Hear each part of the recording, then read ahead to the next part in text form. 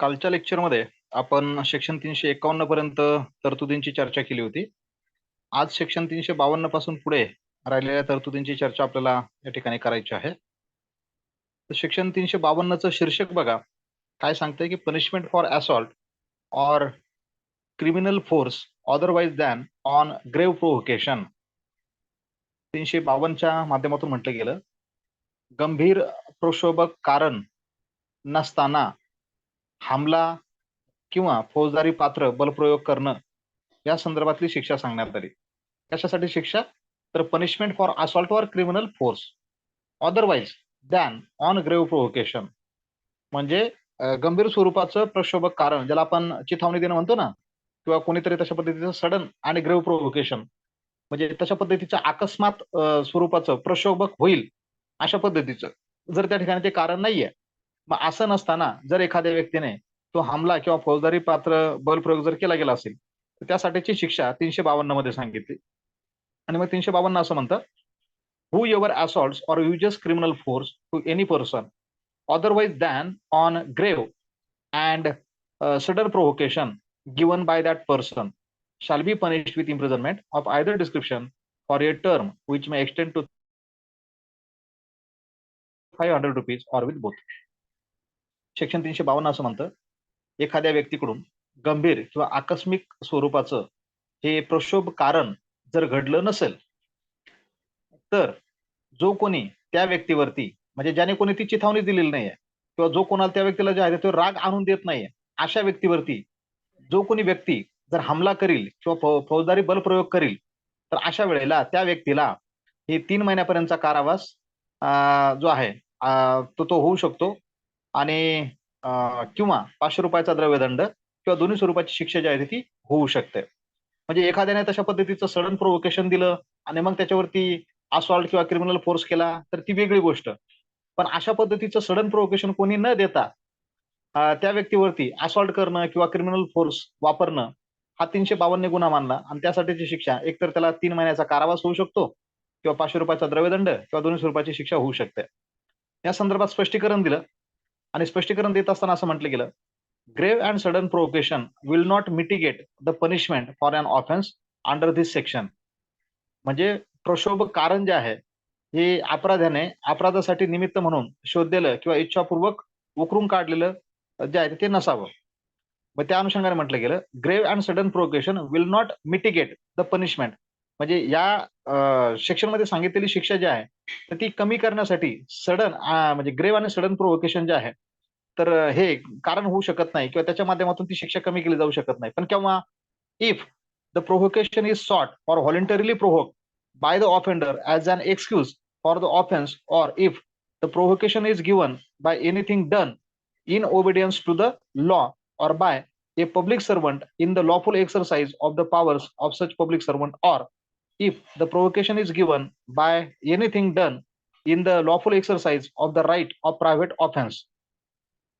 आता या ठिकाणी सांगितलं गेलं की हे प्रक्षोभ कारण हे अपराध्याने अपराधासाठी निमित्त म्हणून शोधलेलं किंवा इच्छापूर्वक उकरून काढलेलं असेल, किंवा कायद्याचं पालन म्हणून केल्या गेलेल्या एखाद्या लोकसेवकाने असा लोकसेवक म्हणून आपल्या अधिकाराचा जर कायदेशीर वापर करून कोणती कृती केली असेल आणि त्या गोष्टीमुळे जर समजा ते प्रक्षोभन झालं असेल तर, किंवा खाजगीरित्या, म्हणजे ज्याला आपण प्रायव्हेट डिफेन्स म्हणतो ना, खाजगीरित्या बचाव करण्याच्या हक्काचा म्हणजे कायदेशीर वापर करताना केलेल्या गोष्टीमुळे जर ते प्रक्षोभन झालं असेल तर, किंवा गंभीर व आकस्मिक प्रक्षोभक कारणामुळे या कलमाखाली अपराधाची जी काही शिक्षा सौम्य होणार नाही. मग हे प्रक्षोभ कारण हे अपराध सौम्य ठरवण्या इतपत गंभीर किंवा आकस्मिक होतं किंवा नाही हे जाणून घेणं, म्हणजे त्यावेळेच्या त्या फॅक्ट्स आणि सर्कमस्टान्सेस वरती ते डिपेंड असेल. तर या ठिकाणी तुम्हाला जे सडन आणि ग्रेव्ह प्रोव्होकेशन जे म्हटलं गेलं ना, तर ह्या 3 परिस्थितीमध्ये तुम्हाला ज्या सांगितल्या गेल्या, तर त्या 3 परिस्थितीमध्ये सडन आणि ग्रेव्ह प्रोव्होकेशन म्हणजे त्या गुन्ह्याची तीव्रता कमी करणार नाही. म्हणजे सेक्शन 352 खाली सडन आणि ग्रेव्ह प्रोव्होकेशन जर त्या व्यक्तीने स्वतःहूनच म्हणजे त्या समोरच्या व्यक्तीला उचकायचं आणि त्या व्यक्तीने मग रागात यायचं आणि मग याला काहीतरी म्हणायचं आणि मग तो रागात आल्यामुळे याने आणखी रागात यायचं, म्हणजे याने जर ती स्वतः तशा पद्धतीची परिस्थिती केली असेल, कोणी प्रायव्हेट डिफेन्सचा वापर करून ज्या गोष्टी करतोय त्याच्यामुळे जर समजा ते सडन प्रोव्होकेशन झालं असेल, किंवा एखादा लोकसेवक आहे, त्या लोकसेवकाने त्याची कार्याची भूमिका तो निभावतोय आणि मग ती भूमिका निभावतोय म्हणून मग याला त्या ठिकाणी हे प्रक्षोभक वाटत असेल, तर अशा वेळेला अ, ह्या परिस्थितीमध्ये या गुन्ह्याची तीव्रता म्हणजे 352 मध्ये सांगितलेली शिक्षेची तीव्रता कमी होणार नाही. आणि मग पुढे आणखी त्या स्पष्टीकरणाच्या अनुषंगाने पुढचा एक क्लॉज जो दिला, की whether the provocation was grave and sudden enough to mitigate the offence is a question of fact. म्हणजे प्रक्षोभ कारण जे आहे हे अपराध सौम्य ठरवण्या इतपत गंभीर किंवा आकस्मिक होतं किंवा नाही, हा प्रश्न जो आहे तर तो तथ्यांविषयीचा असेल, म्हणजे फॅक्टचा असेल. ती फॅक्ट प्रत्यक्षात तशा पद्धतीचं तो गुन्हा घडत असताना नेमकी वस्तुस्थिती कशा पद्धतीची होती ही विचारात घेतली जाईल आणि त्याच्या माध्यमातून मग तो गुन्हा सौम्य करायचा की नाही करायचा हे न्यायालय जे आहे ते ठरविल. यानंतर आता सेक्शन 353 कडे जाऊया. 353चं शीर्षक बघा काय म्हणतंय. Assault or criminal force to deter public servant from discharge of his duty. जर तुम्ही न्यूजपेपरचं वाचन केलं असेल किंवा तुमचा व्यावहारिक जर तुमचा अभ्यास असेल तर बऱ्याच वेळेला ही प्रकरणं तुम्हाला न्यूजपेपरच्या माध्यमातून वाचायला मिळतात, की सरकारी कर्मचाऱ्याला सरकारी कामामध्ये अडथळा आणला किंवा सरकारी कर्मचारी त्याच्या भूमिका पार पाडत असताना त्याच्यावरती हल्ला केला. म्हणजे बऱ्याच वेळेला सरकारी ऑफिसर्स 353चं सेक्शन हे लावण्याची धमकी देतात किंवा तशा पद्धतीने ते लावली जाते किंवा त्यांच्या ऑफिसेसमध्ये सरकारी कामात अडथळा आणणं किंवा तुम्ही काही बँकामध्ये जरी गेलात तर बँकामध्ये सुद्धा अशा पद्धतीचे बॅनर्स तुम्हाला हे बघायला मिळतील, की आयपीसीच्या सेक्शन 353 नुसार सरकारी कामात अडथळा आणणं किंवा सरकारी कर्मचाऱ्याला धमकावणं वगैरे हा शिक्षापात्र गुन्हा आहे. अशा पद्धतीचे फलक हे बऱ्याचशा सरकारी कार्यालयामध्ये लावलेले ते बघायला मिळतील. आणि म्हणून जर समजा एखादा सरकारी लोकसेवक आहे, त्या लोकसेवक त्याच्या पदाची जर समजा कार्य जर पार पाडत असेल, तर ती पार पाडण्यापासून त्याला जर धमकावण्याच्या उद्देशाने त्याच्यावरती हमला करणं किंवा फौजदारी बलप्रयोग करणं, हा 353 जो आहे तो गुन्हा मानला. काय म्हटलं त्या संदर्भात? Whoever assaults or uses criminal force to any person being a public servant in the execution of his duty as such public servant, or with intent to prevent or deter that person from discharging his duty as such public servant, or in consequence of anything done or attempted to be done by such person in the lawful discharge of his duty as such public servant, shall be punished with imprisonment of either description for a term which may extend to 2 years or with fine or with both. 353 ने तुम्हाला या ठिकाणी जे सांगितलं, की लोकसेवक असलेली कोणतीही व्यक्ती असा लोकसेवक म्हणून जर तो त्याचं कर्तव्य बजावत असेल अथवा लोकसेवक म्हणून ते कर्तव्य पार पाडण्यास त्या व्यक्तीला कोणी प्रतिबंध करण्याचा प्रयत्न केला किंवा त्यापासून त्याला धाक दाखवून परावृत्त करण्याच्या उद्देशाने किंवा अशा लोकसेवक म्हणून तो त्याचं जे काही कर्तव्य कायदेशीर पद्धतीने पार पाडित असताना अशा व्यक्तीने किंवा त्याला धमकावण्याचा प्रयत्न करणं किंवा ते काम पार पाडू नये या अनुषंगाने त्याला परावृत्त करणं. प्रवृत्त करणं म्हणजे प्रोत्साहित करणं आणि परावृत्त करणं जे आहे तर तशा पद्धतीचा जर प्रयत्न केला गेला असेल, तर तो सेक्शन 353 खाली गुन्हा ठरतो आणि त्यासाठीची शिक्षा जी सांगितली गेली, तर ही शिक्षा सांगत असताना या ठिकाणी जे म्हटलं, "shall be punished with imprisonment either description for a term which may extend to 2 years." तर त्याला 2 वर्षापर्यंतची शिक्षा जी आहे ती ही होऊ शकते आणि विथ फाईन म्हटलं गेलं ऑर विथ बोथ. त्याला 2 वर्षापर्यंतची शिक्षा किंवा द्रव्यदंड किंवा दोन्ही स्वरूपाची शिक्षा ही होऊ शकते. तर अशा पद्धतीने सेक्शन 353 मध्ये सरकारी कर्मचाऱ्याच्या कामामध्ये व्यत्यय आणणं किंवा अडथळा निर्माण करणं हा 353 गुन्हा मानलेला हा बघायला मिळतो. त्यानंतर सेक्शन 354 कडे जाऊया आपण. आणि आता 354 जो आहे तर हा मोठ्या प्रमाणामध्ये याचा वापर होत असलेलं सेक्शन हे बघायला मिळतं. 353 मध्ये जे म्हटलं गेलं की assault or criminal force to woman. आता हा जो काही असॉल्ट किंवा क्रिमिनल फोर्स जो आहे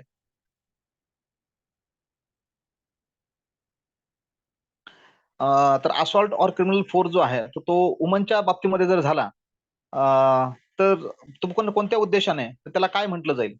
assault or criminal force to woman with intent to outrage her modesty.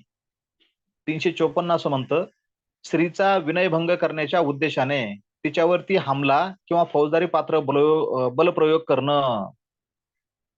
स्त्रीचा विनयभंग म्हणजे 354 स्त्रीचा विनयभंगाच्या संदर्भामध्ये 354 हे सेक्शन जे आहे ते लावलं जातं.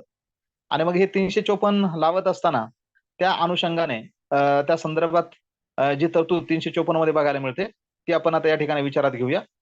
Whoever assaults or uses criminal force to any woman intending to outrage or knowing it to be likely that he will thereby outrage her modesty shall be punished with imprisonment of either description for a term which may extend to 2 years or with fine or with both.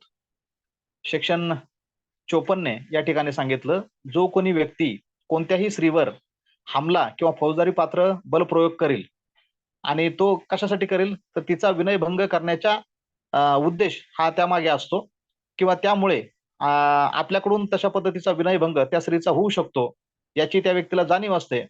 तर अशा वेळेला त्या व्यक्तीला जी काही शिक्षा सांगितली तर ती शिक्षा सांगत असताना म्हटलं गेलं ती ती शिक्षा त्याला 2 वर्षापर्यंत होऊ शकते or with fine or with both. 2 वर्षापर्यंतचा कारावास किंवा द्रव्यदंड किंवा दोन्ही स्वरूपाची शिक्षा जी आहे ती होऊ शकते. आता आउटरेजिंग द मॉडेस्टी म्हणजे तिचा जो विनय आणि हा विनयभंग जो आहे तर तो कशा पद्धतीने असेल या अनुषंगाने हा प्रश्न निर्माण होतो. मग हे आउटरेजिंग द मॉडेस्टी कशाला म्हणायचं तर ती इंडियन पिनल कोड मध्ये आउटरेजिंग द मॉडेस्टी कुठेही डिफाईन केली गेली नाहीये. मग नेमका त्याचा अर्थ काय घ्यायचा असा प्रश्न निर्माण होतो. तो फॅक्ट्स अँड सर्कमस्टान्सेस मध्ये म्हणजे असं कोणतंही कृत्य की ज्याच्या माध्यमातून स्त्रीची जी काही गरिमा आहे, तिची जी डिग्निटी आहे, तिची जी महानता आहे त्याला हानी पोहोचेल अशा पद्धतीचं कृत्य आउटरेजिंग हर मॉडेस्टी म्हणून त्याला जे आहे ते विचारात घेता येईल. आता याच्यावरती भाष्य करत असताना एक रामकृपाल एक केस जी आहे ती झालेली आहे आणि त्या केसमध्ये मग सुप्रीम कोर्टाने त्याच्यात मार्गदर्शन केलेलं जे आहे ते बघायला मिळेल. ही रामकृपालची केस 2007 ची आहे. तर त्यामध्ये म्हटलं गेलं the supreme court has finally defined modesty in one of the case that is Ramkripal wherein the accused convicted of rape sought leniency pleading that he was at worst guilty of outraging the woman's modesty under section 354 IPC and not rape. तर ह्या केसमध्ये जो कन्व्हिक्ट होता तर त्याला कन्व्हिक्टला rape बलात्काराच्या अनुषंगाने त्याला त्या ठिकाणी जे आहे ती शिक्षा झालेली होती. आपण त्याने प्लीड करताना लिनियन्सी मिळावी म्हणजे त्याला थोडीशी दया दाखवावी किंवा तो गुन्हा जो आहे तो रेप म्हणून विचारात न घेता गंभीर स्वरूपाचा 354 खालचा गुन्हा म्हणजे guilty of outraging the modesty woman's modesty under section 354 असा विचारात घ्यावा अशा पद्धतीची विनंती त्याने त्या ठिकाणी केली होती. मग त्याचा हा जो काही प्ली आहे तो कोर्टाने नाकारला आणि त्या ठिकाणी कोर्ट असं म्हटलं की तो जो काही अक्यूज आहे तो रेपसाठी लायबल आहे आणि त्याला रेप खाली शिक्षा होणार. आणि मग त्या अनुषंगाने पुढे बोलत असताना कोर्ट असं म्हणलं the essence of woman's modesty is her sex म्हणजे त्या essence of modesty woman's modesty is her sex तिचे जे काही लैंगिकता किंवा तिचं जे लिंग आपण स्त्रीलिंग म्हणतो तर हे त्या मॉडेस्टीच्या अनुषंगाने महत्वपूर्ण घटक आहे आणि त्याच्या संदर्भात निर्माण होणारी एखादी हानी किंवा त्याच्या माध्यमातून तिला कमीपणा आणण्याच्या दृष्टीने केला गेला प्रयत्न हा आउटरीचिंग द मॉडेस्टी म्हणून विचारात घेतला जाईल. आणि कोर्टाने ही संकल्पना आणखी पुढील पद्धतीने स्पष्ट केली. मग त्याच्यात कोर्ट असं म्हणतं the act of pulling a woman removing her sari coupled with a request for sexual intercourse would be an outrage to the modesty of a woman and knowledge that the modesty is like to be outraged is sufficient to constitute the offense. या 2007 ला supreme कोर्टाने याच्या संदर्भात बोलत असताना आउटरीजिंग the modesty म्हणून त्या ठिकाणी काही गोष्टींचा उल्लेख केला की एखाद्या स्त्रीला ओढणं पुल करणं रिमूव्हिंग हर साडी तिची साडी उतरवण्याचा प्रयत्न करणं coupled with a request for sexual intercourse तिच्याबरोबर संभोग करण्याची विनंती करणं या अनुषंगाने या सगळ्या कृती करणं would be an outrage the modesty of an woman. तर ह्या सगळ्या कृती त्या स्त्रीचा विनयभंग करण्याच्या अनुषंगाने आहेत असा त्याचा अर्थ काढला जाईल. And knowledge that modesty is likely to be outrage या संदर्भातचं जे काही आकलन आहे किंवा या संदर्भातलं जे काही ज्ञान आहे is sufficient to constitute the offence. तर एवढी गोष्ट त्या ठिकाणी पुरेशी आहे हा गुन्हा एस्टॅब्लिश करण्यासाठी. म्हणजे आता हे तात्पुरतं उदाहरण झालं पण अशा अनेक गोष्टी आहेत की ज्याच्या माध्यमातून स्त्रीची गरिमा जी आहे तिला हानी पोहोचवली जाऊ शकते आणि त्याला विनयभंग जे आहे ते म्हटलं जाऊ शकतं. नंबर ऑफ केसेस आहेत त्याच्यामध्ये त्या गोष्टी तुम्हाला बघायला मिळतील. आता या संदर्भातली एक लिडिंग केस लॉ जी आहे ती विचारात घेऊ, कारण ती हाय प्रोफाईल केस आहे आणि त्याच्यामध्ये हे प्रकरण कशा पद्धतीने विचारात घेतलं गेलं ते या ठिकाणी समजून घेऊया. रूपम देओल बजाज वर्सेस केपीएस गिल ही केस 1996 आहे.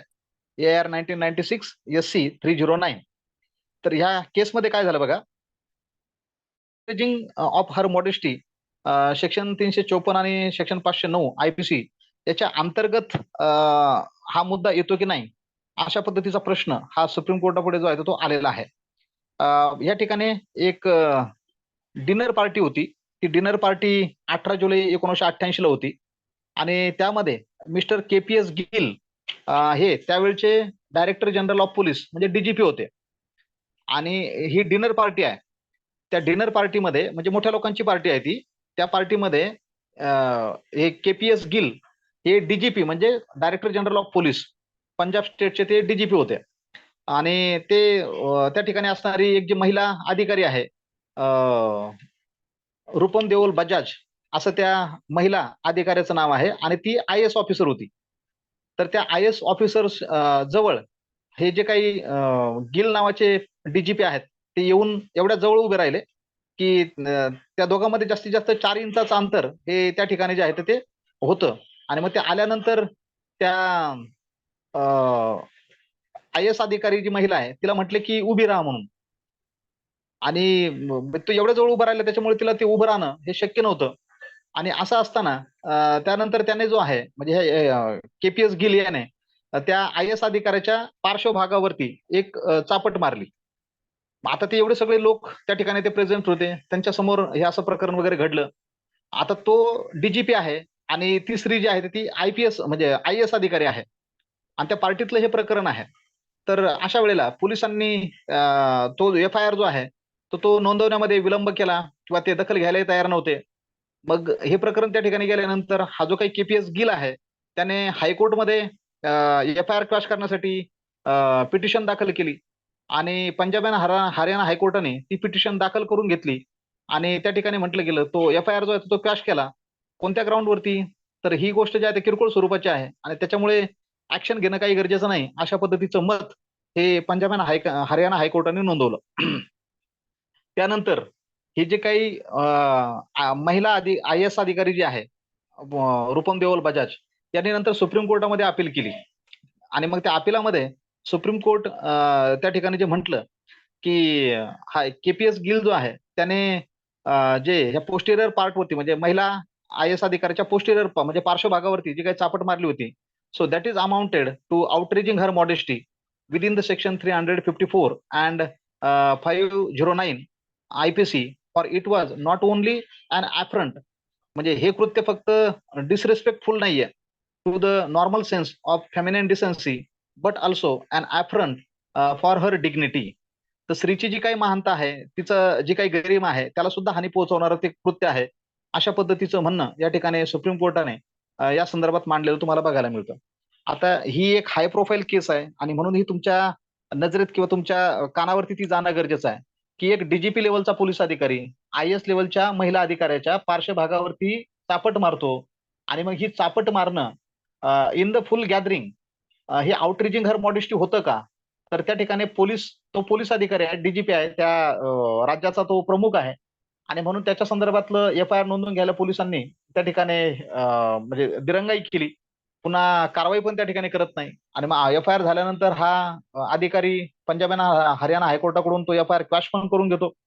मग ती महिला अधिकारी जी आहे ती सुप्रीम कोर्टामध्ये जाते आणि सुप्रीम कोर्ट त्या ठिकाणी म्हणतं की this is amounted as a outraging her modesty. तर असे बरीचशी उदाहरणं तुम्हाला या संदर्भात जे आहेत ते बघायला मिळतील. तर त्या अनुषंगाने हे आउटरीचिंग मॉडेस्टी म्हणजे नेमकं काय ते तुम्हाला लक्षात घेता येईल. आता 354 ला आणखी पुढे सब क्लॉज जे आहेत ते नंतरच्या काळामध्ये जोडले गेले आणि मग त्याच्या माध्यमातून 354A हा काय सांगतो तो आपण आता लक्षात घेऊया.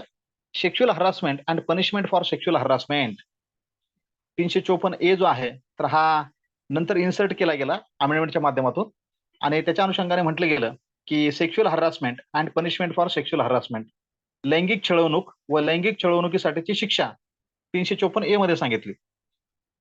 त्यातलं सबसेक्शन 1 बघा, a man committing any of the following acts, म्हणजे आता एखादा व्यक्ती जर समजा खालीलपैकी सांगितलेले कोणतं कृत्य जर करत असेल, त्यामध्ये सपोज हे बघा, physical contact and advances involving unwelcome and explicit sexual overtures, or जर एखादा व्यक्ती हा अवांछनीय किंवा सुव्यक्त लैंगिक सूचना करण्याचा अंतर्भाव असणारा शारीरिक स्पर्श किंवा मैत्री संपादन करण्याचा जर प्रयत्न करत असेल तर, किंवा subclause b, a demand or request for sexual favours, लैंगिक संबंधाची मागणी किंवा विनंती करत असेल तर, subclause c, showing pornography against the will of a woman, त्या महिलेच्या इच्छेविरुद्ध ते संभोग वर्णन किंवा संभोग दर्शन दाखवण्याचा प्रयत्न करत असेल तर, subclause d, making sexually coloured remarks, लैंगिकतापूर्ण शेरेबाजी जर तो करत असेल तर असा व्यक्ती shall be guilty of the offence of sexual harassment. जो कोणी व्यक्ती सबसेक्शन 1 मध्ये सांगितलेले जे काही 4 सबक्लॉजेस आहेत, त्या 4 सबक्लॉजेस पैकी एखादं वर्तन जर करत असेल तर तो व्यक्ती सेक्शुअल हरासमेंट ह्या गुन्ह्याचा गुन्हेगार आहे, असं हे सबसेक्शन 1 मध्ये सांगितलेलं तुम्हाला बघायला मिळतं. आता सबसेक्शन 2 बघा, any man who commit the offence specified in clause 1 or clause 2 or clause 3 of subsection 1 shall be punished with rigorous imprisonment for a term which may extend to 3 years or with fine or with both. Subsection 1 मध्ये तुम्हाला जे पहिले 3 सबक्लॉजेस सांगितले, subclause 1, subclause 2 आणि subclause 3, तर त्या संदर्भातला जर एखादं कृत्य ते एखाद्या व्यक्तीने जर केलं असेल तर त्याच्यासाठी जी शिक्षा जी सांगितली गेली ती सश्रम कारावास for a term which may extend to 3 years, अशा व्यक्तीला 3 वर्षापर्यंतचा सश्रम कारावास होऊ शकतो किंवा द्रव्यदंड किंवा दोन्ही अशा स्वरूपाची शिक्षा ही त्या व्यक्तीला होऊ शकते. सबसेक्शन 3 बघा, any man who commit the offence specified in clause 4 of subsection 1 shall be punished with imprisonment of either description for a term which may extend to 1 year or with fine or with both. तर चौथ्या subclause मध्ये तुम्हाला सांगितलं होतं की लैंगिकतापूर्ण शेरेबाजी करणं हा चौथा सबक्लॉज होता. मग ते लैंगिकतापूर्ण शेरेबाजी जर एखाद्या व्यक्तीने केली असेल तर त्याला या सेक्शन 354A च्या सबसेक्शन 3 मध्ये जी शिक्षा सांगितली तर त्या व्यक्तीला शिक्षा जी आहे ती 1 वर्षापर्यंतचा कारावास किंवा द्रव्यदंड किंवा दोन्ही स्वरूपाची शिक्षा ही होऊ शकते. म्हणजेच 354A मध्ये तुम्हाला लैंगिक छळ कशाला म्हणायचं आणि लैंगिक छळाच्या साठीची सांगितलेली शिक्षा 354A च्या माध्यमातून लक्षात घ्यायची. आता त्यानंतर आपण 354B कडे जाऊया. 354B चं शीर्षक आहे assault or use of criminal force to woman with intent to disrobe. 354B असं म्हणतं की विवस्त्र करण्याच्या उद्देशाने त्या महिलेवर हमला करणं किंवा फौजदारी बळाचा वापर करणं हे 354 च्या माध्यमातून गुन्हा मानला गेला. A man who assaults or uses criminal force to any woman or abets such act with the intention of disrobing or compelling her to be naked shall be punished with imprisonment of either description for a term which shall not be less than 3 years but which may extend to 7 years and shall also be liable to fine. 354B या अनुषंगाने तुम्हाला बोलतं, जो कोणताही पुरुष, आता व्यक्तीने म्हटली त्या या ठिकाणी लक्षात घ्यायचंय 354 च्या संदर्भामध्ये गुन्हेगार हा पुरुषच आहे आणि म्हणून या ठिकाणी पर्सन हा शब्दप्रयोग आलेला नाहीये. तर या अपेक्षित काय या ठिकाणी एनी मॅन हा शब्द वापरलाय. मग एनी मॅन हू, तर जो कोणी पुरुष कोणत्याही महिलेस विवस्त्र करण्याच्या किंवा कोणत्याही सार्वजनिक जागी तिला नग्न करण्यास भाग पाडण्याच्या उद्देशाने कोणत्याही महिलेवर जर तो हमला करील किंवा फौजदारी बळाचा वापर करील किंवा असे कृत्य करण्यासाठी एखाद्याला प्रवृत्त करील तर त्या व्यक्तीला हे 3 वर्षापेक्षा कमी नसेल पण 7 वर्षापर्यंत असू शकेल एवढ्या कारावासाची आणि द्रव्यदंडाची अशी दोन्ही स्वरूपाची शिक्षा जी आहे ती होऊ शकेल. तशा स्वरूपाची मिनिमम 3 वर्ष, मॅक्झिमम 7 वर्ष अशा स्वरूपाची शिक्षा त्या व्यक्तीला होईल विथ द्रव्यदंड. 354B च्या माध्यमातून ते लक्षात घ्यायचं. आता 354C बघा, 354C चं जे काही शीर्षक आहे त्याला म्हटलं गेलं व्होयारिझम, VOYEURISM, व्होयारिझम. व्होयारिझमचा अर्थ होतो चोरून अश्लील चित्रीकरण करणं. व्होयारिझम म्हणजे काय, चोरून अश्लील चित्रीकरण किंवा ते चित्रण करणं हा 354C च्या माध्यमातून गुन्हा मानला गेला.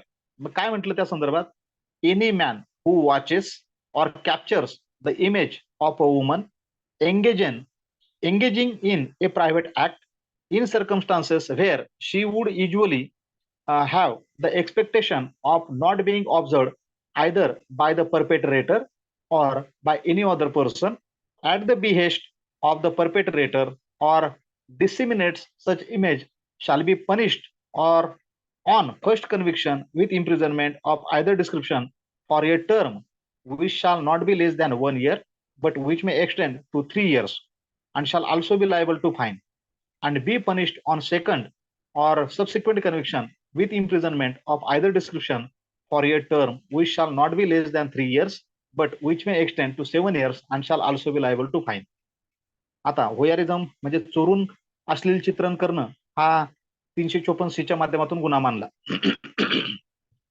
त्या संदर्भात बोलताना म्हटलं गेलं जो कोणताही पुरुष एकतर म्हणजे ते दृष्टकृत्य करणाऱ्याने किंवा कृत्य करणाऱ्याच्या आज्ञेने अन्य कोणत्याही व्यक्तीने जे पाहू नये अशी त्या स्त्रीची नेहमीच अपेक्षा असते आणि अशा परिस्थितीमध्ये म्हणजे ती स्त्री जर खाजगी क्रिया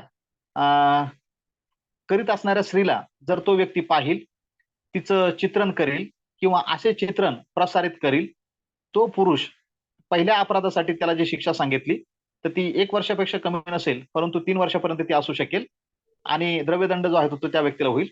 हाच गुन्हा जर त्याने दुसऱ्यांदा केला किंवा त्याच्यानंतर जर पुन्हा तिसऱ्यांदा केला तर अशा वेळेला त्याला शिक्षा ही कमीत कमी 3 वर्ष आणि ती 7 वर्षापर्यंत जाऊ शकते आणि द्रव्यदंड अशा स्वरूपाची शिक्षा ही त्या व्यक्तीला जी आहे ती होईल. तर हा गुन्हा व्होयारिझम म्हणून किंवा चोरून अश्लील चित्रण करणं म्हणून जो आहे तो विचारात घेतला जाईल. आता या संदर्भामध्ये स्पष्टीकरण दिलं. पहिलं स्पष्टीकरण बघा, for the purpose of this section private act, कारण वरती या 354C मध्ये प्रायव्हेट ऍक्ट हा शब्द प्रयोग आलाय. मग प्रायव्हेट ऍक्ट कशाला म्हणायचं त्याचं स्पष्टीकरण दिलं गेलं. For the purpose of this section private act includes an act of watching carried out in a place which in the circumstances would reasonably be expected to provide privacy and where the victim's genitals posterior or breast are exposed or covered only in underwear or the victim is using a lavatory or the victim is doing a sexual act that is not of a kind ordinarily done in public. हे private ऍक्टच्या संदर्भात ज्याला खाजगी कृत्य असं म्हटलं जातं. मग ह्या खाजगी कृत्य ह्या शब्दामध्ये कोणत्या गोष्टींचा अंतर्भाव होईल तर त्या संदर्भात बोलताना म्हटलं गेलं ज्या जागेत त्या परिस्थितीत खाजगीपणा ठेवण्याची वाजवी अपेक्षा असेल अशा परिस्थितीत अशा ठिकाणी म्हणजे कृत्य करीत असताना आणि जेव्हा पीडित व्यक्तीची जे काही समजा शारीरिक अवयव आहेत तर ते केवळ आंतरवस्त्राने झाकलेले असतील तेव्हा पीडित व्यक्ती शौचालयाचा वापर करीत असताना किंवा जे कृत्य सर्वसाधारणपणे सार्वजनिकपणे केले जात नाही अशा प्रकारे त्या पीडित व्यक्तीला किंवा लैंगिक कृत्य करत असताना अशा ठिकाणी ते पाहण्याच्या कृत्याचा समावेश जो आहे तो होईल अशा कृत्याला जे आहे ते प्रायव्हेट ऍक्ट असं म्हटलं जाईल. त्यानंतर दुसरं स्पष्टीकरण दिलं तुम्हाला, where the victim consents to the capture of the images of any act but not to their dissemination to third persons and where such image or act is disseminated, such dissemination shall be considered an offense under this section.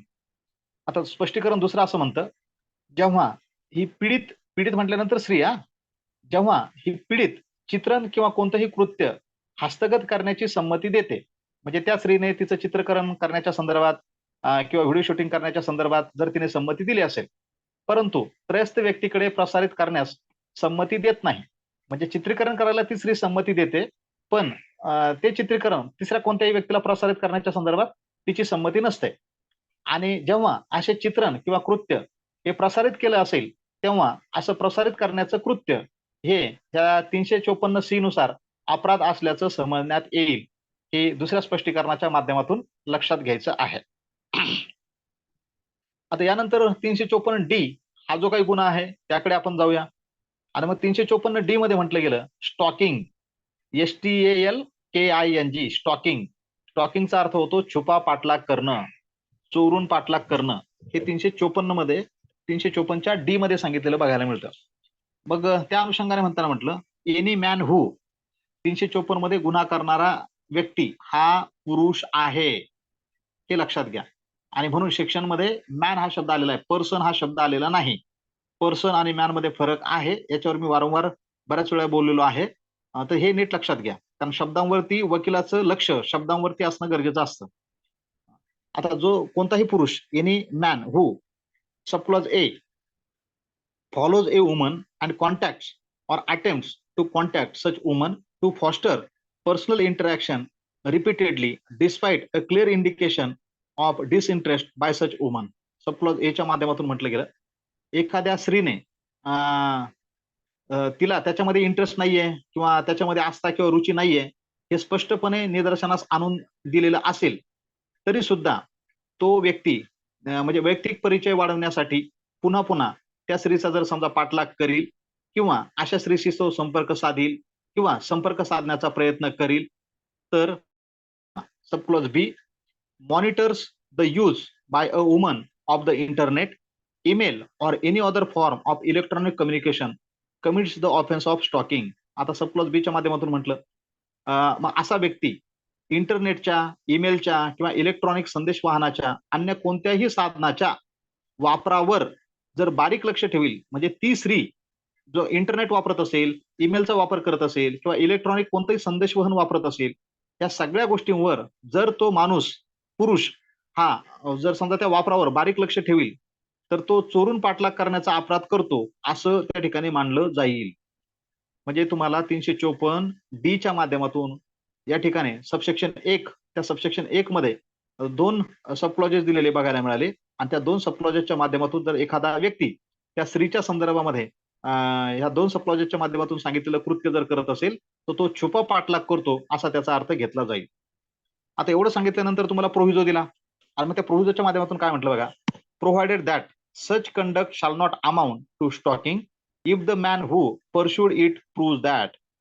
आता त्या परंतुकाच्या माध्यमातून असं म्हटलं गेलं, जर त्या व्यक्तीने एखाद्या व्यक्तीने म्हणजे त्या पुरुषाने जर तो पाठलाग केलेला असेल आणि त्याचा पाठलाग हा खाली सांगितलेल्या सबक्लॉज मध्ये जर येत असेल, तर ह्या सेक्शन मध्ये सांगितलेलं स्टॉकिंग, तर तो छुपा पाठलाग त्याने केलेला नाही असा त्याचा अर्थ होईल. म्हणजे सबसेक्शन 1 च्या 2 सबक्लॉज मध्ये सांगितलेला एखाद्या व्यक्तीने जो काही गुन्हा केला म्हणजे जे काही कृत्य केलं, तर त्याला छुपा पाठलाग करणं असं म्हटलं जाईल. पण प्रोव्हिजोच्या माध्यमातून सांगितलं गेलं, एखाद्या पुरुषाने खाली सांगितलेले जे काही सबक्लॉज आहे त्याच्यामध्ये सांगितलेलं कृत्य जर केलेलं असेल, तर त्याला छुपा पाठलाग म्हणता येणार नाही. असं कोणतं कृत्य आहे की त्याला छुपा पाठलाग म्हणता येणार नाही? It was pursued for the purpose of preventing or detecting crime and the man accused of stalking had been entrusted with the responsibility of prevention and detection of crime by the state or. आता पहिली गोष्ट सांगितली गेली म्हणजे गुन्हा घडण्यास प्रतिबंध करण्याच्या किंवा तपास करण्याच्या उद्देशाने जर समजा त्या पुरुषाने पाठलाग केला होता किंवा छुपा पाठलाग करण्याचा आरोप असलेल्या पुरुषास सरकारने गुन्ह्याचा प्रतिबंध करण्याची किंवा तपास करण्याची जबाबदारी सोपवलेली असेल आणि मग ही कर्तव्य पार पाडत असताना तो जर एखाद्या स्त्रीचा पाठलाग करत असेल, तर त्याला 354 डी मध्ये सांगितलेला स्टॉकिंग हा गुन्हा म्हणता येणार नाही. Number 2, it was pursued under any law or to comply with any condition or requirement impose by any person under any law. आता दुसऱ्या सबक्लॉजच्या माध्यमातून म्हटलं, कोणत्याही कायद्याने किंवा कोणत्याही व्यक्तीने लादलेल्या कोणत्याही शर्तींचे किंवा अटींचे पालन करण्यासाठी जर तो व्यक्ती पाठलाग करत असेल, तरी त्याला सुद्धा ह्या कृत्याला सुद्धा छुपा पाठलाग करणं असं म्हणता येणार नाही. म्हणजे त्याला कायद्याने तशा पद्धतीची परवानगी दिलेली आहे की तो पाठलाग करणं, मग तो कदाचित कायद्याच्या माध्यमातून गुन्हा प्रतिबंध करण्यासाठी तसं करणं गरजेचं असू शकेल. तर त्या दृष्टीने त्या कायद्याचं पालन करण्याच्या अनुषंगाने जर त्या व्यक्तीने तशा पद्धतीचं कृत्य केलं, तर त्याला छुपा पाठलाग करणं म्हणता येणार नाही. Number 3, in the particular circumstances such conduct was reasonable and justified. विशिष्ट परिस्थितीमध्ये असं वर्तन हे संयुक्तिक किंवा समर्थनीय होतं असं जर त्याने सिद्ध केलं असेल, तर अशी वर्तणूक ती छुपा पाठलाग करण्याच्या कृतीमध्ये जे आहे ते जमा होणार नाही. हे सबसेक्शन 1 च्या माध्यमातून जे आहे ते लक्षात घ्यायचं आहे. त्यानंतर आता सबसेक्शन 2 कडे जाऊया. whoever commits the offense of stalking shall be shall be punished on first conviction with imprisonment of either description for a term which may extend to 3 years and shall also be liable to fine and be punished on second or subsequent conviction with imprisonment of either description for a term which may extend to 5 years and shall also be liable to fine. तर section 354D मध्ये सांगितलेला जो काही छुपा पाठलाग करणं हा गुन्हा जर एखाद्या पुरुषाने जर केला असेल आणि त्याला पहिल्यांदा जर त्या ठिकाणी शिक्षा होत असेल तर अशा वेळेला त्याला जी काही होणारी शिक्षा आहे तर ती 3 वर्षापर्यंतचा कारावास आणि द्रव्यदंड अशा स्वरूपाची होऊ शकते. आणि तोच गुन्हा जर त्याने पुन्हा दुसऱ्यांदा केला किंवा त्यानंतर म्हटलं गेलं सबसिक्वेंट म्हणजे दुसऱ्यानंतर तिसऱ्यांदा जर त्याने गुन्हा केला तर अशा वेळेला त्याला दुसऱ्यांदा किंवा तिसऱ्यांदा केल्या गेलेल्या गुन्ह्यासाठी जी शिक्षा होणार आहे तर ती 5 वर्षापर्यंतचा कारावास आणि द्रव्यदंड अशा स्वरूपाची होईल. हे 354D च्या माध्यमातून सांगितलेलं लक्षात घ्यायचं आहे. आता 354 नंतर आपण सेक्शन 355 कडे जाऊया. 355 मध्ये बघा काय म्हटलं, assault or criminal force with intent to dishonour person otherwise than on grave provocation. या ठिकाणी सेक्शन 355च्या माध्यमातून जो गुन्हा सांगितला की गंभीर प्रक्षोभ कारण नसताना एखाद्या व्यक्तीची मानहानी करण्याच्या उद्देशाने त्याच्यावर हमला करणं किंवा फौजदारी पात्र बलप्रयोग करणं 355 गुन्हा मानला. whoever assaults or uses criminal force to any person intending thereby to dishonor that person otherwise than on grave and sudden provocation given by that person shall be punished with imprisonment of either description for a term which may extend to 2 years or with fine or with both. 355 section असं म्हणतं की एखाद्या व्यक्तीकडून गंभीर किंवा आकस्मिक स्वरूपाचं प्रक्षोभकारक घडलेलं नसताना तरी जर कोणी त्या व्यक्तीवरती हमला किंवा फौजदारी पात्र बलप्रयोग जर केला आणि त्या योग्य त्या व्यक्तीची मानहानी करण्याचा त्या व्यक्तीचा जर उद्देश असेल तर अशा व्यक्तीला हे 2 वर्षापर्यंतचा कारावास होऊ शकतो किंवा दंड किंवा दोन्ही स्वरूपाची शिक्षा जी आहे ती होईल. हे 355च्या माध्यमातून लक्षात घ्यायचं आहे. त्यानंतर पुढील सेक्शन बघा 356. 356 कशा संदर्भात बोलतं, assault or criminal force in attempt to commit theft or property carried by a person. 356 असं म्हणतं, एखाद्या व्यक्तीने जवळ बाळगलेल्या मालमत्तेची चोरी करण्याचा प्रयत्न करणं, तो प्रयत्न करत असताना हमला किंवा फौजदारी पात्र बलप्रयोग करणं. 356 काय म्हणायचंय, एखाद्या व्यक्तीने जवळ बाळगलेल्या मालमत्तेची चोरी करण्याचा प्रयत्न करताना हमला किंवा फौजदारी पात्र बलप्रयोग करणं 356 नुसार गुन्हा आहे. whoever assaults or uses criminal force to any person in attempting to commit theft on any property which that person is then wearing or carrying shall be punished with imprisonment of either description for a term which may extend to 2 years or with fine or with both. जो कोणी व्यक्ती हा आता या ठिकाणी 356 मध्ये हेच लक्षात घ्यायचं आहे आपल्याला की पर्सन हा शब्द प्रयोग होतो. 355 मध्ये पण पर्सन हा शब्द प्रयोग आलाय. म्हणजे कोणत्याही व्यक्तीने त्यावेळी परिधान केलेल्या किंवा बाळगलेल्या कोणत्याही मालमत्तेची चोरी करण्याचा प्रयत्न करताना त्या व्यक्तीवरती जर कोणी हमला किंवा फौजदारी पात्र बलप्रयोग जर केला तर असं कृत्य 356 गुन्हा मानला आणि त्यासाठीची शिक्षा सांगताना म्हटलं गेलं त्याला 2 वर्षापर्यंतचा कारावास किंवा द्रव्यदंड किंवा दोन्ही स्वरूपाची शिक्षा होऊ शकते. मग आता एखाद्या व्यक्तीने ती मालमत्ता जवळ बाळगणं किंवा ती परिधान करणं, समजा असं गृहीत धरा की एखादा व्यक्ती बँकेतून पैसे काढून रस्त्याने चालला आणि मग त्याच्या हातामध्ये ते पैशांची पिशवी आहे. मग आता दुसरा एखादा व्यक्ती त्याच्याकडून ते पैसे चोरण्याच्या उद्देशाने त्याच्यावरती धावून जात असेल आणि ती पिशवी घेऊन जर पळत असेल तर त्या व्यक्तीने 356 खाली गुन्हा केला असा त्याचा अर्थ होईल आणि त्याला 2 वर्षापर्यंतच्या कारावासाची शिक्षा होऊ शकते किंवा द्रव्यदंड किंवा दोन्ही स्वरूपाची शिक्षा ही 356 खाली होऊ शकते. हे या ठिकाणी लक्षात घ्यायचं. त्यानंतर 357 बघा, assault or criminal force in attempt wrongfully to confine a person. assault or criminal force in attempt wrongfully to confine a person.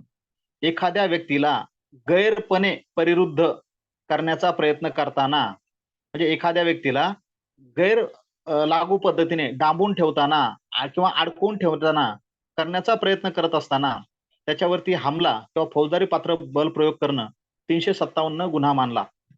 whoever assaults or uses criminal force to any person in attempting wrongfully to confine that person shall be punished with imprisonment of either description for a term which may extend to 1 year or with fine which may extend to 1000 rupees or with both. 357 असं म्हणतं, कोणत्याही व्यक्तीला जर चुकीच्या पद्धतीने डांबून ठेवण्याच्या अनुषंगाने किंवा डांबून ठेवण्याचा प्रयत्न करताना जो कोणी व्यक्ती त्या व्यक्तीवर हमला करेल किंवा फौजदारी पात्र बलप्रयोग करेल तर अशा व्यक्तीला 1 वर्षापर्यंतचा कारावास किंवा 1000 रुपयाचा द्रव्यदंड किंवा दोन्ही स्वरूपाची शिक्षा ही होऊ शकते. यानंतर सेक्शन 358 बघा. आपण हर्ट ह्या टायटल खाली चर्चा करत असताना 319 ते 358 या तरतुदी आहेत या संदर्भात सुरुवातीला तो चॅप्टर लक्षात घेताना हे बघितलं होतं. तर या सबबिट हर्ट या सबबिट खालचं हे शेवटचं section 358 assault or criminal force on grave provocation. 358 असं म्हणतं की गंभीर प्रक्षोभक कारणावरून हमला किंवा फौजदारी पात्र बलप्रयोग करणं. अगोदरच्या काही सेक्शन मध्ये हे ग्रेव्ह आणि सडन प्रोव्होकेशन अदरवाईज म्हटलं होतं. मग हे दिलेलं नसताना हमला करणं किंवा फौजदारी पात्र बलप्रयोग करणं तर त्यावेळेला ती शिक्षा ही जास्त असलेली बघायला मिळायची. आता जर कोणी अशा पद्धतीचं हे ग्रेव्ह आणि सडन प्रोव्होकेशन दिलं आणि त्याच्यामुळे ज्याला दिलं त्याने असॉल्ट किंवा क्रिमिनल फोर्स वापरला तर त्यासाठीची शिक्षा ही 358 मध्ये सांगितली. Whoever assaults or uses criminal force to any person on grave and sudden provocation given by that person shall be punished with simple imprisonment for a term which may extend to 1 month or with fine which may extend to 200 rupees or with both. शिक्षा कमी होताना तुम्हाला या ठिकाणी बघायला मिळते. या ठिकाणी जो वापरलेला शब्दप्रयोग आहे की सडन आणि ग्रेव्ह प्रोव्होकेशन, हे जर सडन आणि म्हणजे किंवा ग्रेव्ह प्रोव्होकेशन जर नसतं आणि एखाद्या व्यक्तीने असॉल्ट आणि क्रिमिनल फोर्स जर केला असता तर त्याची शिक्षा ही जास्त झालेली तुम्हाला बघायला मिळाली असती. 358 असं म्हणतं, कोणत्याही व्यक्तीकडून गंभीर व आकस्मिक प्रक्षोभ कारण घडल्यामुळे जो कोणी त्या व्यक्तीवरती हमला किंवा फौजदारी पात्र बल प्रयोग करील तर त्या व्यक्तीला 1 महिन्यापर्यंतचा कारावास, साधा कारावास किंवा 200 रुपयाचा द्रव्यदंड किंवा दोन्ही स्वरूपाची शिक्षा जी आहे ती होऊ शकते. समजा ए नावाच्या व्यक्तीने बी नावाच्या व्यक्तीला शिवीगाळ केली आणि त्याचा परिणाम म्हणून त्या बी नावाच्या व्यक्तीने त्याच्यावरती हमला केला किंवा फौजदारी पात्र बलप्रयोग केला तर अशा वेळेला ह्या ए ने त्याला ग्रेव्ह प्रोव्होकेशन दिलं, म्हणजे त्याला तशा पद्धतीचा राग आणून दिला आणि म्हणून त्याने हमला केला. कारण याने जर शिवाय दिल्या नसतं तर त्याने हाणलंच नसतं किंवा त्याने मारहाण केली नसते आणि म्हणून ह्या प्रोव्होकेशनमुळे त्याने ती मारहाण केली, म्हणून त्या ठिकाणी ती शिक्षा त्या व्यक्तीला जी आहे ती कमी होणार आहे. त्याला 1 महिन्यापर्यंतचा कारावास होऊ शकतो किंवा 200 रुपयाचा द्रव्यदंड किंवा दोन्ही स्वरूपाची शिक्षा जी आहे ती होऊ शकते. हे या ठिकाणी 358च्या माध्यमातून लक्षात घ्यायचं आहे. आता यानंतर आपण जो चॅप्टर 16 आहे त्या 16 मधलाच पुढचा सब चॅप्टर जो आहे तो विचारात घेतोय आणि पुढचा सब चॅप्टर जो आहे तो तुमचा 359 ते 374 पर्यंतचा तो कशा संदर्भात बोलतो तर तो किडनॅपिंग, अबडक्शन, स्लेव्हरी आणि फोर्स लेबर या तरतुदींच्या संदर्भात बोलताना तुम्हाला बघायला मिळतो. तर त्या तरतुदी सेक्शन 359 ते 374 इथपर्यंत असलेल्या आपल्याला बघायला मिळतात. मग ह्या तरतुदी कशाच्या संदर्भात आहे तर त्या किडनॅपिंग, अबडक्शन, स्लेव्हरी आणि फोर्स लेबर त्या 4 गोष्टींच्या संदर्भात बोलताना दिसून येतात. मग त्याचं शीर्षक बघा, of kidnapping, abduction, slavery and force labour. म्हणजे किडनॅपिंगचा अर्थ या ठिकाणी जो आहे तर तो त्याला अपनयन असं म्हणता येईल. अबडक्शन म्हणजे अपहरण, स्लेव्हरी म्हणजे गुलामगिरी आणि फोर्स लेबर म्हणजे वेठबिगारी. याविषयीचे जे काही गुन्हे आहेत हे 359 तर 374 पर्यंत आपल्याला बघायला मिळतात. मग 1 बाय 1 आपण ते विचारात घेऊया. 359 मध्ये म्हटलं गेलं किडनॅपिंग. आता what is mean by kidnapping तर 359 किडनॅपिंगचा अर्थ होतो अपनयन. मराठीमध्ये त्याच्यासाठी शब्दप्रयोग काय, अपनयन, पण जनरली आपण वापरताना अपहरण असं म्हणतो. अपहरण हा अबडक्शनसाठी वापरायचा शब्द आहे. कायद्याच्या विद्यार्थ्यांनी हे नीट लक्षात ठेवायचंय. किडनॅपिंगसाठी वापरला जाणारा शब्द अपनयन आहे आणि अबडक्शन ज्याला आपण अपहरण म्हणतो तर तो अबडक्शनसाठी वापरायचा शब्द आहे. हे नीट लक्षात घ्या. आता किडनॅपिंग सांगताना म्हटलं kidnapping is of 2 kinds, kidnapping from India and kidnapping from lawful guardianship. तर हे अपनयन हे 2 प्रकारचं असतं. भारतातून अपनयन करणं किंवा कायदेशीर पालकाच्या ताब्यातून अपनयन करणं हे 2 प्रकार अपनयनाचे या ठिकाणी आपल्याला बघायला मिळतात. आणि अपनयन मीन्स किडनॅपिंग आणि किडनॅपिंग मीन्स अपनयन. अबडक्शन मीन्स अपहरण आणि अपहरण मीन्स अबडक्शन. शब्द जे आहे ते नीट त्या पद्धतीने लक्षात ठेवा मराठीमधले. 360 काय म्हणतं बघा पुढे आता. मग आता जे 359 मध्ये तुम्हाला किडनॅपिंगचे 2 प्रकार सांगितले, तर ते दोन्ही प्रकारचा गुन्हा हा 360 आणि 61 मध्ये सांगितलेला तुम्हाला बघायला मिळतो. मग पहिला किडनॅपिंग फ्रॉम इंडिया म्हणजेच भारतामधून अपनयन करणं हा 360 ने गुन्हा मानला, किंवा ते भारतातून अपनयन करणं म्हणजे नेमकं काय हे 360 मध्ये सांगितलं. Kidnapping from India, whoever conveys any person beyond the limits of India without the consent of that person or of some person legally authorized to consent on behalf of that person is said to kidnap that person from India. भारतातून अपनयन करणं म्हणजे नेमकं काय? जो कोणी कोणत्याही व्यक्तीस तिच्या किंवा त्या व्यक्तीच्या वतीने संमती देण्यास जो व्यक्ती कायद्याने प्राधिकृत केलेला आहे, असल्या व्यक्तीच्या संमती वाचून भारताच्या स्थळ सीमेबाहेर त्या व्यक्तीला जर तो नेत असेल, तर त्या व्यक्तीने भारतातून अपनयन केलं असा त्याचा अर्थ जो आहे तो होईल. काय म्हटलं किडनॅपिंग फ्रॉम इंडियाच्या बाबतीमध्ये? जो कोणी व्यक्ती दुसऱ्या कोणत्याही व्यक्तीस त्या व्यक्तीच्या किंवा त्या व्यक्तीच्या वतीने संमती देण्यासाठी कायद्याच्या माध्यमातून जो कोणी व्यक्ती अधिकृत केला असेल, अशा व्यक्तीच्या संमती वाचून, म्हणजे ज्या व्यक्तीला नेलं जाईल त्याची संमती, किंवा त्या व्यक्तीच्या वतीने कायदेशीर पद्धतीने जो कोणी व्यक्ती संमती देऊ शकतो त्या व्यक्तीच्या संमतीशिवाय जर भारताच्या स्थळ सीमेच्या बाहेर एखाद्या व्यक्ती असा, म्हणजे त्याच्या संमतीशिवाय या ठिकाणी किडनॅपिंग करण्यासाठी काय गरजेचं आहे, महत्वाचं काय आहे, तर त्या व्यक्तीची संमती. एक तर त्या व्यक्तीची स्वतःची संमती, किंवा ज्याचं पालकत्व कोणाकडे तरी कायद्याने दिलेलं असेल त्याची संमती घेणं गरजेचं आहे. तर त्या व्यक्तीची संमती न घेता त्या व्यक्तीला भारताच्या स्थळ सीमेच्या बाहेर जर कोणी घेऊन जात असेल, तर त्याने भारतातून अपनयन केलं असा त्याचा अर्थ होईल 360 खाली. 361 बघा, किडनॅपिंग फ्रॉम लॉफुल गार्डियनशिप. 361 ने काय सांगितलं? कायदेशीर पालकाच्या ताब्यातून अपनयन करणं. किडनॅपिंग फ्रॉम लॉफुल गार्डियनशिप, कायदेशीर पालकाच्या ताब्यातून अपनयन करणं. whoever takes or entices any minor under 16 years of age if a male, or under 18 years of age if a female, or any person of unsound mind out of the keeping of the lawful guardian of such minor or person of unsound mind without the consent of such guardian is said to kidnap such minor or person from lawful guardianship. Section 361 मध्ये म्हटलं गेलं कायदेशीर पालकाच्या ताब्यातून अपनयन करणं म्हणजे नेमकं काय?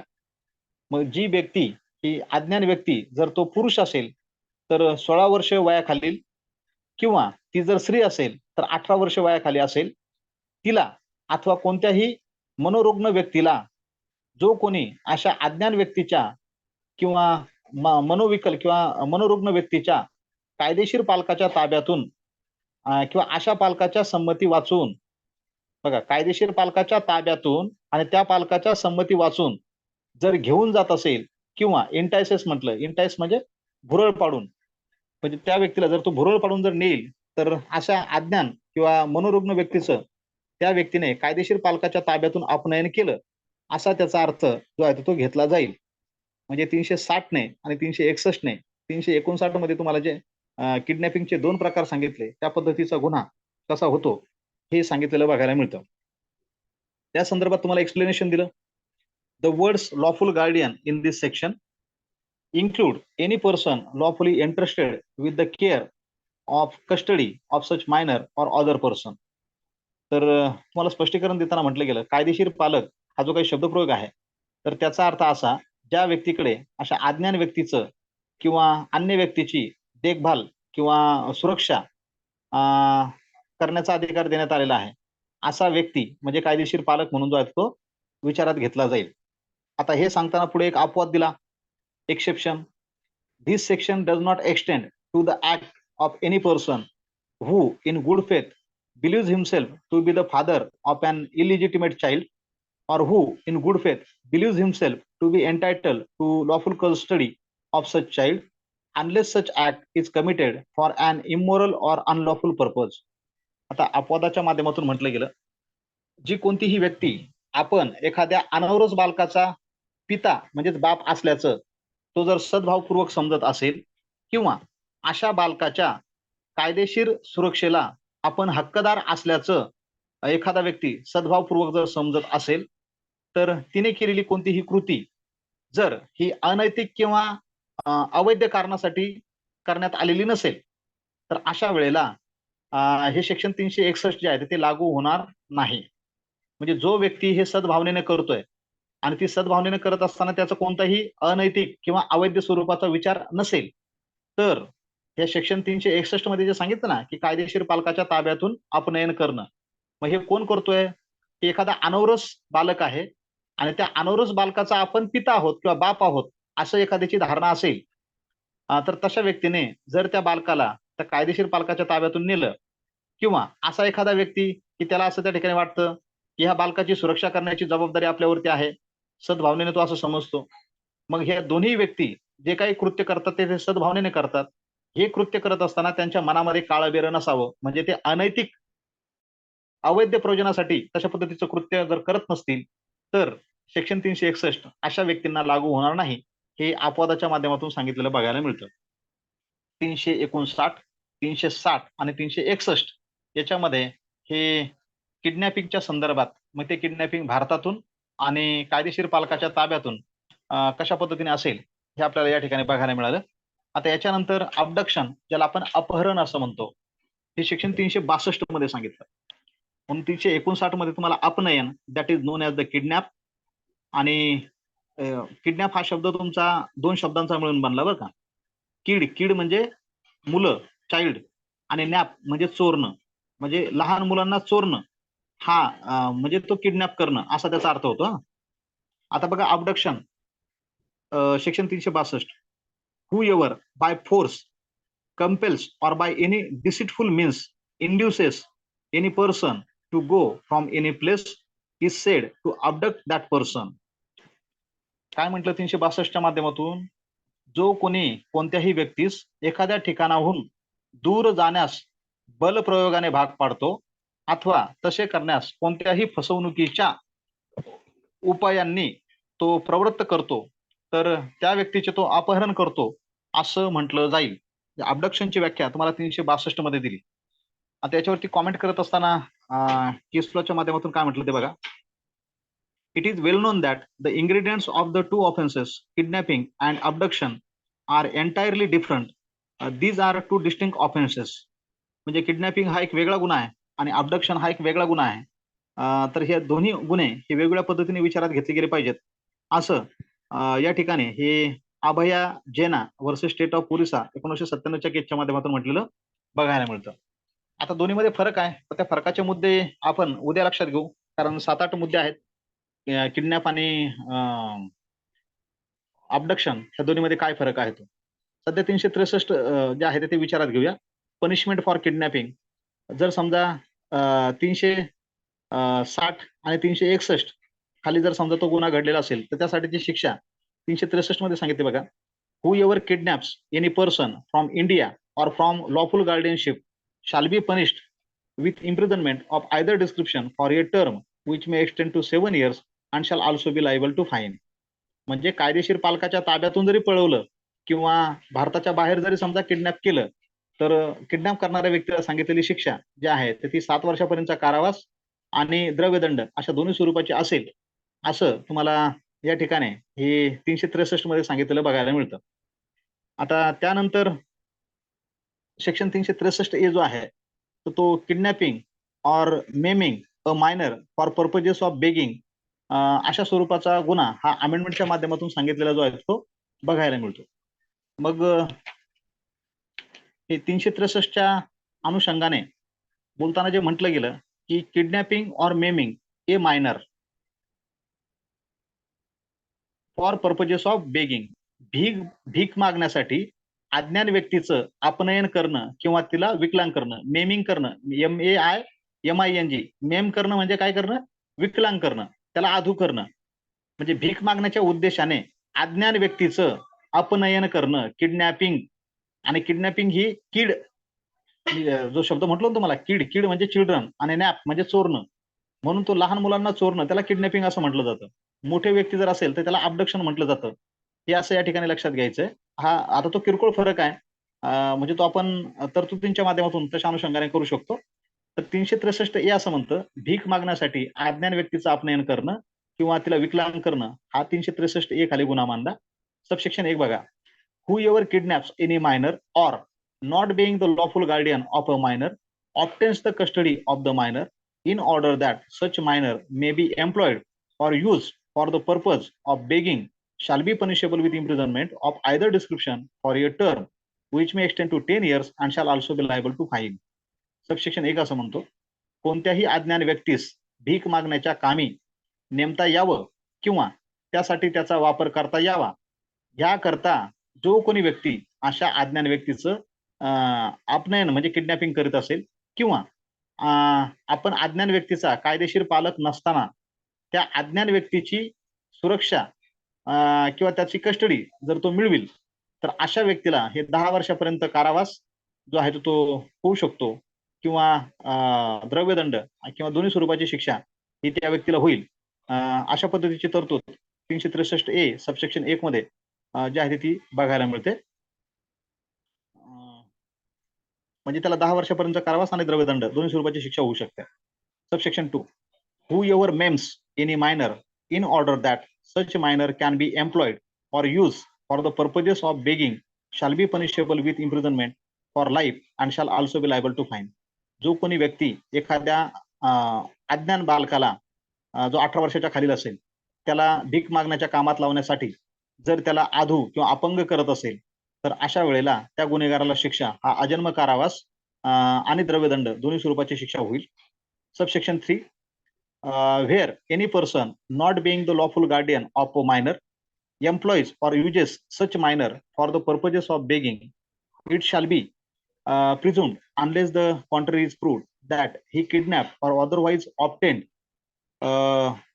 the custody of that minor in order that the minor might be employed or used for the purposes of begging. तिसरा जो सबसेक्शन आहे त्याच्या माध्यमातून म्हटलं की आपण एखाद्या अज्ञान व्यक्तीचा कायदेशीर पालक नसताना जर कोणी भीक मागण्याच्या कामी अशा अज्ञान व्यक्तीची नेमणूक करीत असेल किंवा त्यासाठी त्या अज्ञान व्यक्तीचा तो वापर जर त्याने केला असेल तर त्याच्या विरोधात कोणती गोष्ट जर साबित झाली नाही तर त्या अज्ञान व्यक्तीला भीक मागण्यासाठीच नेमता येण्यासाठी त्या अज्ञान व्यक्तीचा वापर करता यावा याकरिता त्याने अज्ञान व्यक्तीचे अपनयन केले किंवा तिची कस्टडी मिळवली असं त्या ठिकाणी जे आहे ते गृहीत धरता येईल. म्हणजे सबसेक्शन 3च्या माध्यमातून त्या व्यक्तीला जर ते कॉन्ट्री प्रूव्ह नाही करता आलं तर त्याने ह्याच कारणासाठी भीक मागण्याच्या कारणासाठी त्या बालकाची कस्टडी मिळवली किंवा त्यासाठीच त्याने प्रयत्न केले असं अर्थ त्याचा जो आहे तो घेतला जाईल. पुढे बघा subsection 4 in this section subclause A begging means म्हणजे ह्या सबसेक्शन 4च्या माध्यमातून काही स्पष्टीकरण दिले गेले आणि बेगिंग म्हणजे भीक मागणं म्हणजे नेमकं काय त्याच्यामध्ये सबक्लॉज फर्स्ट सॉलिसिटिंग और receiving AIIMS in a public place whether under the pretense of singing, dancing, fortune telling, performing tricks or selling articles or otherwise.